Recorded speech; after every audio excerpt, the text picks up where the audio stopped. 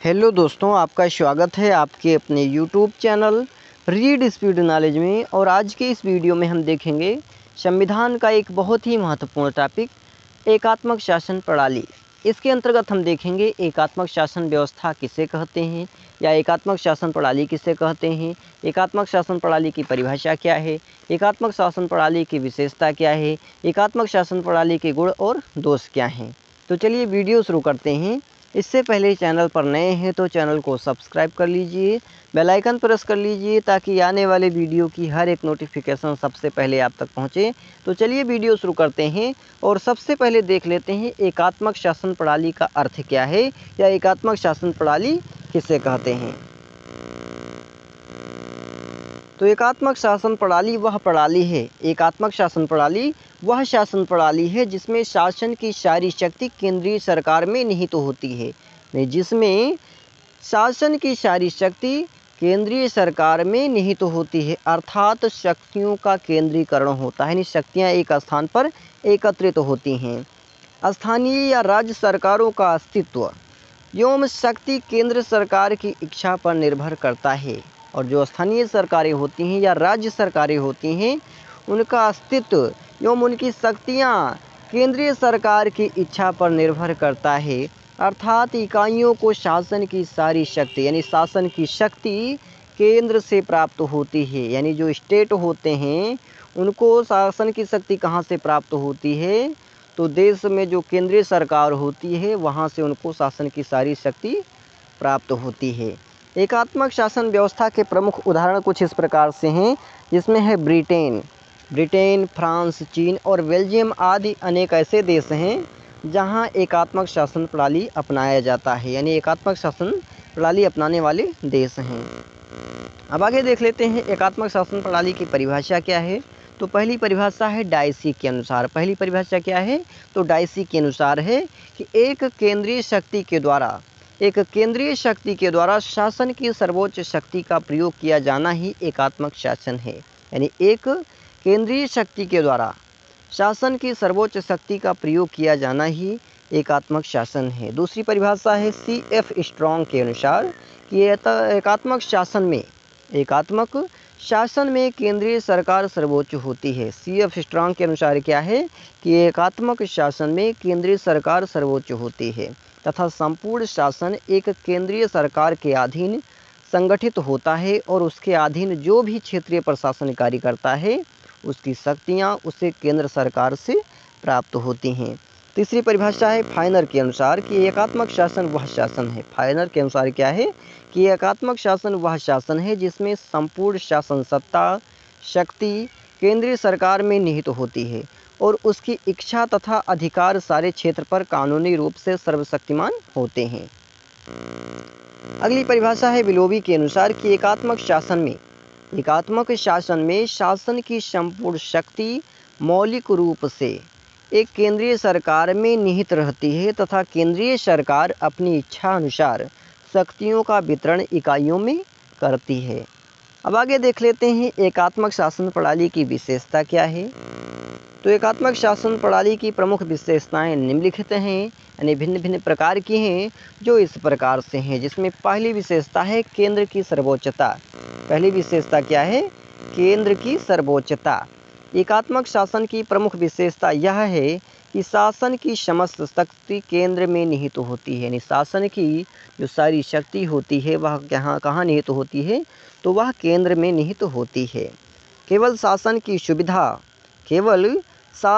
सुविधा के लिए राज्यों को प्रदेशों एवं प्रांतों में बांटा जाता है, यानी शासन की जो सारी शक्ति होती है वह केंद्र में निहित होती है। केवल शासन की सुविधा के लिए, यानी शासन को सुचारू रूप से चलाने के लिए राज्यों को प्रदेशों एवं प्रांतों में बांटा जाता है तथा इनको कार्य करने के लिए स्वतंत्र शक्तियाँ प्राप्त नहीं होती, यानी जो इकाइयाँ होती हैं इनको कार्य करने के लिए, अपने तरीके से कार्य करने के लिए स्वतंत्रता नहीं होती है, बल्कि केंद्र ही उन्हें आवश्यकता अनुसार शक्तियाँ देता है और उन्हें केंद्र के अधीन रहकर ही अपना कार्य करना होता है। अगली विशेषता है इकहरी नागरिकता। अगली विशेषता क्या है, इकहरी नागरिकता। एकात्मक शासन में नागरिकों को इकहरी यानी केंद्रीय नागरिकता प्राप्त होती है, यानी केंद्र सरकार की नागरिकता प्राप्त होती है। जबकि संघात्मक शासन में केंद्र व राज्यों की पृथक पृथक यानी दोहरी नागरिकता प्राप्त होती है। तीसरी विशेषता है एक संविधान। एकात्मक शासन में संपूर्ण राष्ट्र का एक ही संविधान होता है, यानी एकात्मक संविधान वाले देश में, एकात्मक विशेषता वाले देश में, शासन प्रणाली वाले देश में एक ही संविधान होता है और इकाइयों के लिए कोई अलग का संविधान नहीं होता है। यानी जो उसके अलग अलग जो स्टेट होते हैं, उसकी जो इकाइयाँ होती हैं, उनके लिए कोई अलग से संविधान नहीं होता है, बल्कि एक ही संविधान पूरे स्टेट में लागू की जाती हैं। जबकि संघात्मक शासन में कहीं कहीं पर इकाइयों के लिए अलग अलग संविधान भी होते हैं। जैसे भारत में जम्मू कश्मीर राज्य का अलग संविधान है, यानी जम्मू कश्मीर राज्य का अपना धारा 370 के अनुसार एक अलग संविधान है, जबकि एकात्मक शासन वाले राज्यों में ऐसा नहीं होता है। अब आगे देख लेते हैं एकात्मक शासन प्रणाली के गुण क्या हैं। एकात्मक शासन प्रणाली वाले यानी राज्यों के निम्नलिखित गुण हैं जो इस प्रकार से हैं, जिसमें पहला है राष्ट्रीय एकता को बल मिलता है। यानी एकात्मक शासन प्रणाली वाले देश में राष्ट्रीय एकता को बल मिलता है। एकात्मक शासन व्यवस्था में संपूर्ण राज्य के लिए एक सा कानून एवं एक सी शासन व्यवस्था होने से, यानी जो एकात्मक शासन वाले यानी शासन व्यवस्था या शासन प्रणाली वाले देश होते हैं, उसमें संपूर्ण राज्य के लिए एक सा कानून यानी एक ही प्रकार का कानून और एक सी शासन व्यवस्था होने से सभी को एक समान न्याय मिलता है, जिसके कारण आपसी मतभेद नहीं होते हैं, आपसी फूट नहीं पड़ते हैं, जिससे राष्ट्रीय एकता में वृद्धि होती है। अगला गुण है संकट के लिए उपयुक्त। संकट काल के लिए या संकट के समय के लिए उपयुक्त होता है। एकात्मक शासन वाले राज्य संकट के समय शीघ्र निर्णय लेने में सक्षम होते हैं, यानी जल्द से जल्द निर्णय लेने में सक्षम होते हैं, क्योंकि इनकी सारी शक्ति एक ही स्थान पर केंद्रित होती है। सूचना भी लीक होने का भय नहीं रहता है, इसीलिए अपने निर्णयों को ये गुप्त भी रख सकते हैं। अगला गुण है मितव्ययता यानी कम खर्च।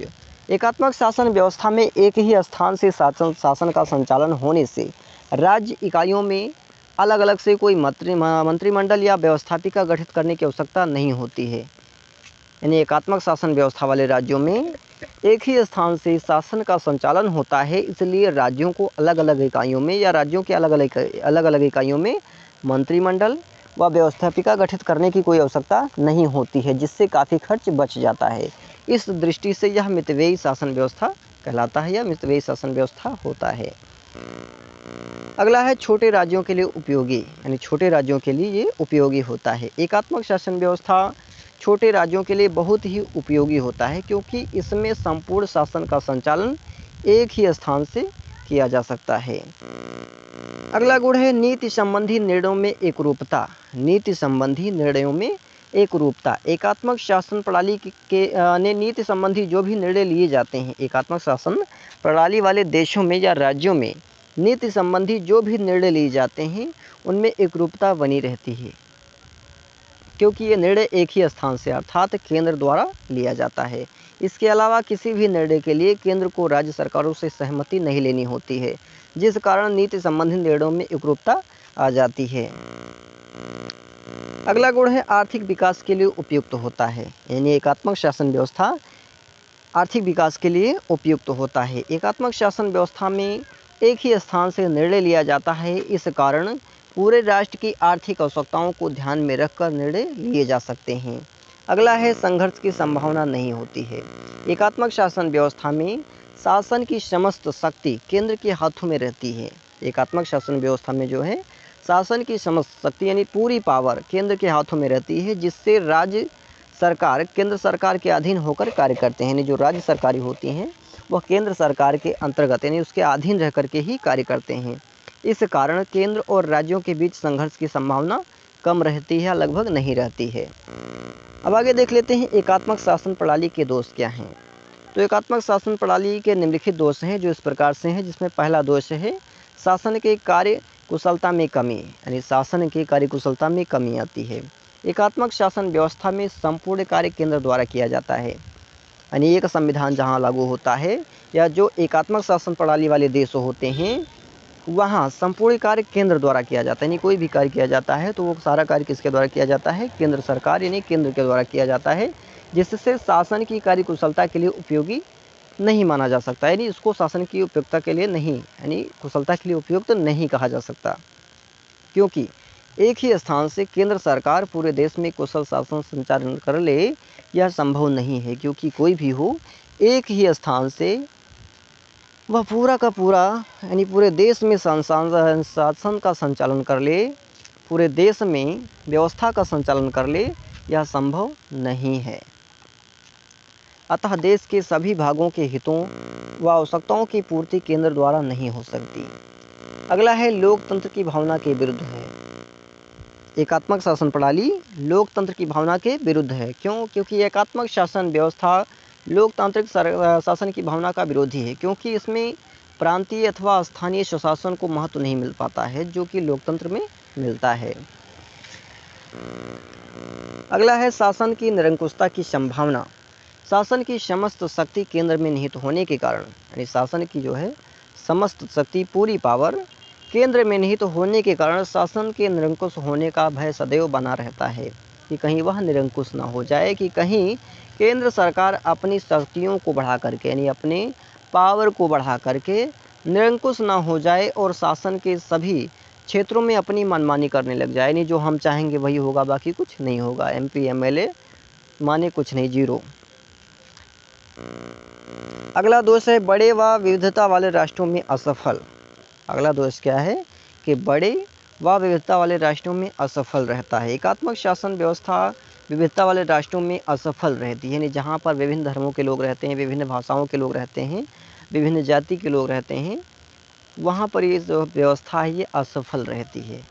क्योंकि बड़े और विविधता वाले राष्ट्रों में विभिन्न जाति, धर्म, भाषा व नस्ल आदि लोग एक साथ रहते हैं, आदि के लोग एक साथ मिल कर के रहते हैं। ऐसे में सभी लोगों के हितों व आवश्यकताओं की पूर्ति एक स्थान से या एक ही व्यवस्था के द्वारा की जाए, यह संभव नहीं है। अगला दोष है क्रांति का भय। एकात्मक शासन व्यवस्था पर अनुदार होने का आरोप सदैव लगाया जाता रहा है। यानी एकात्मक शासन व्यवस्था जो है इस पर यानी उदार न होने का आरोप सदैव लगाया जाता रहा है, यानी कठोर होने, यानी ये दावा किया जा रहा है कि जो एकात्मक शासन प्रणाली वाले देश हैं वो कठोर होते हैं। क्योंकि इसमें प्रशासनिक अधिकारियों का अपरिवर्तनशील श्रृंखलाबद्ध शासन स्थापित हो जाता है। क्योंकि इसमें जो प्रशासनिक अधिकारी होते हैं उनकी बदली बहुत ही कम होती है, नहीं बदली नहीं हो पाती है, जिससे क्या होता है कि वो हमेशा के लिए अपना शासन समझने लग जाते हैं और ये नई योजनाओं को जल्दी क्रियान्वित नहीं करते हैं, यानी नई योजनाएं जो होती हैं उनको ये लागू नहीं होने देते हैं। फलस्वरूप इस शासन व्यवस्था में क्रांति का भय बना रहता है या उत्पन्न हो जाता है। अगला दोष है शासन कार्यों के प्रति उदासीन जनता। अगला दोष क्या है कि शासन कार्यों के प्रति उदासीन जनता। एकात्मक शासन व्यवस्था में जनता को सार्वजनिक कार्यों में भागीदार का पूर्ण अवसर प्राप्त नहीं होता है, यानी भाग लेने का, यानी जो सार्वजनिक कार्य होते हैं उसमें जनता को भाग लेने का संपूर्ण या पूर्ण अवसर प्राप्त नहीं हो पाता है, जिसके कारण जनता सार्वजनिक कार्यों के प्रति उदासीन रहती है, यानी उसको कोई मतलब ही नहीं रहता है कि क्या कार्य हो रहा है, उसको कोई मतलब नहीं रह जाता है। और जनता को प्रशासनिक कार्यों में भाग लेने का अवसर प्राप्त न होने के कारण उन्हें राजनीतिक ज्ञान भी प्राप्त नहीं हो पाता है। तो आज के लिए इतना ही, मिलते हैं किसी और वीडियो में।